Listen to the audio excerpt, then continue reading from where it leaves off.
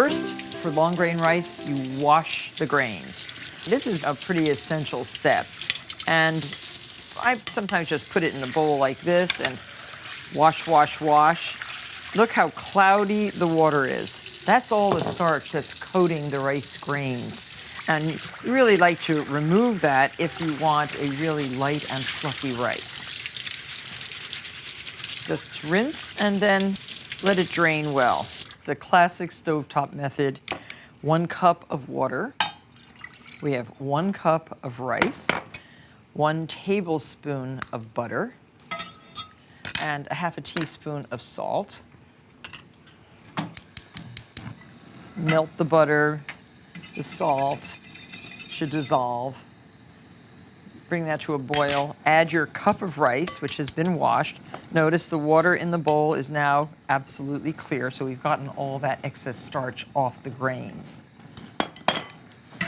I like this method very much, and it's very, very easy. And using only 1 cup of water to 1 cup of rice actually gives nice individual grains. Okay, the water has come to a boil. Add your rice. Stir. Bring it to a boil. Again. And once it comes to a boil, reduce it to a simmer. Cover and set your timer 16 minutes. Be sure to leave the lid on while cooking to trap as much steam as possible. Check only toward the end of the recommended time. And we'll look at that in 16 minutes. So good.